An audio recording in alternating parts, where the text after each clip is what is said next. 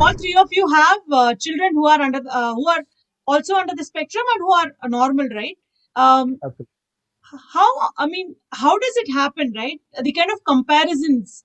Uh, how does it happen? I'm very curious to know the emotional decisions that you need to take trying to make that comparison, or how do you live that kind of scenario? In fact, from my point of view, uh, the the maturity of these children are much more than any other normal sibling. That we are facing with the child, and Amazing. they learn faster, and then they adapt to the circumstances much faster.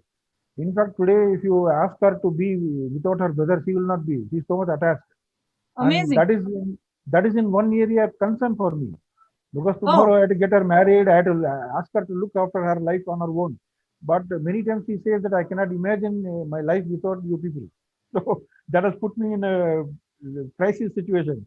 What she's but 25 it, now. After doesn't it two, 3 years, doesn't it make you feel that uh, assurance that beyond you there is somebody to take care of your child? Isn't that future very positive? Mr. Ram, I want you to say this. Do you think having a sibling for the child, isn't it a positive scenario, who cares much more than the normal would do?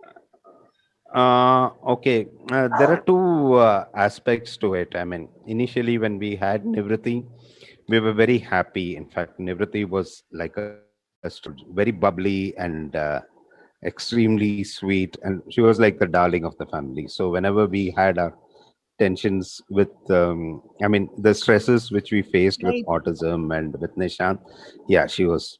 And over a period of time, she formed a bond with Nishant. I mean, they were quite inseparable, and we did get that feeling, to the extent that at one point of time she even felt that it was normal not to talk, and she was wondering when she was not going to talk. I mean, she felt she was talking a lot. Okay, so Nishant is non-verbal. Over a period of time, yes, in fact, even Nishant, Mr. They used to share a room, and Oh, there were times when, yeah, the one would miss the other.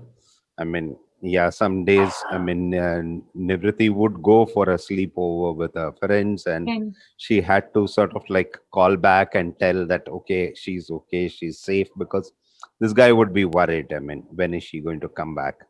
Yeah, there we went through that phase as well. I mean, and currently she was going to college. She actually she moved into the hostel in Bangalore, and Nishant was here, so he was finding it.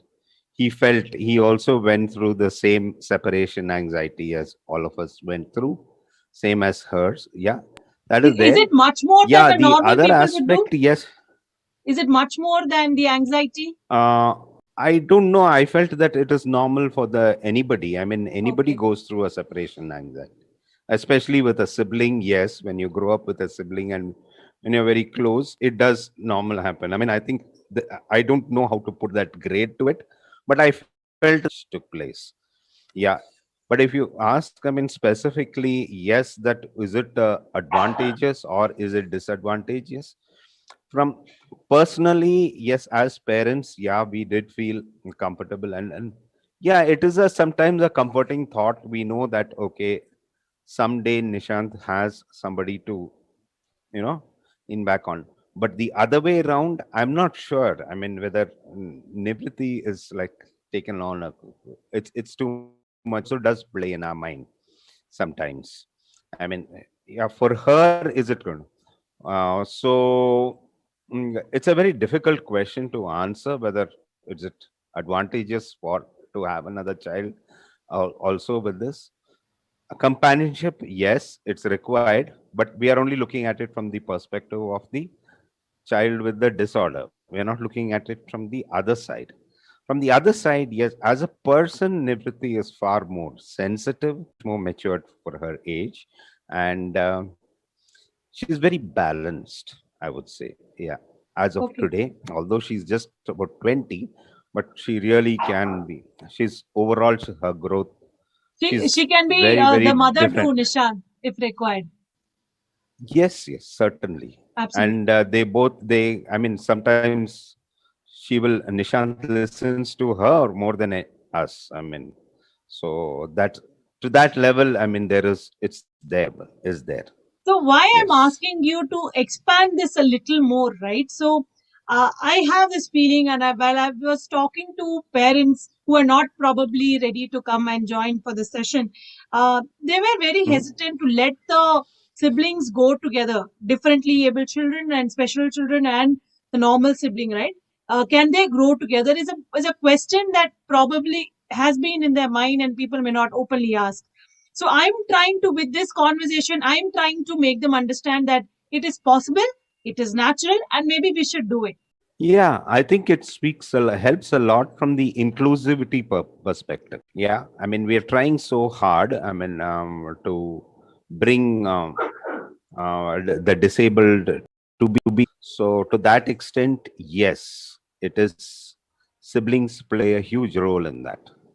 Uh, They are able to. They're able to talk to their friends. They're able to explain things to their friends and who don't know about about this disability. Some of them have not even heard about the word, Major and General so Suresh, they in this they have a point, I thing. want to bring in, I want to ask you, along with what Mr. Ram has been saying, right?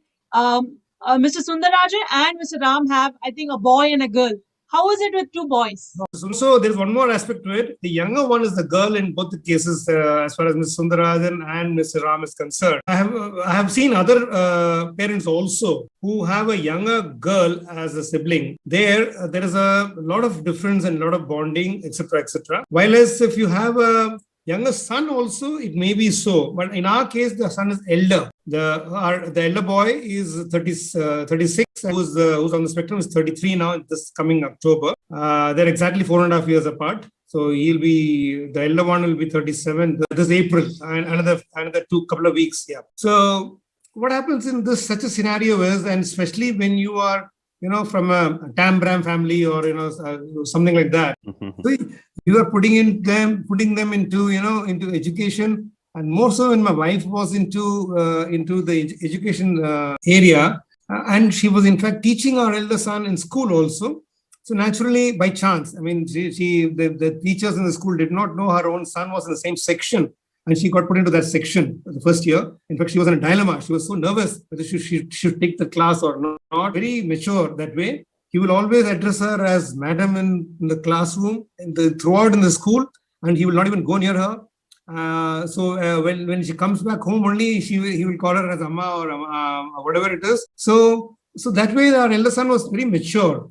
But then we were pushing him, when as a Tambram, as I said, push him, do better and do better and do better. And once, when a child, you're pushing him to do better, and he's gone, he's trying to do his best. I want you to come back and sit with your sibling or whatever it is.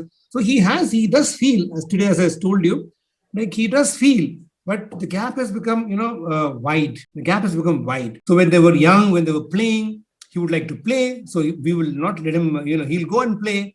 This boy will not be able to go and play with him. He'll not be able to adjust over there. So the younger boy will come back. So I'll be playing with him. So the gap keeps on increasing when it is playing also, and things like that. Also, they were both in the same school. My younger son used to go and sit down with our elder son and have his lunch, lunch break, lunch and all that. So he knows many of our elder son's classmates. They are his friends also. So they know him. They know him very well. But then they're all in their own, activities. They're all looking after their own life and things like this. So they keep moving ahead. But they do, yes, they'll keep asking my elder son as how is he and what is he doing and things like that, somebody to fall back upon whenever required. But then, yes, I mean, we do not inhibit their lifestyle as such. We do not pull them back as such. We know that they're there. But then, yes, as to when we should utilize their help, maybe they themselves will also realize.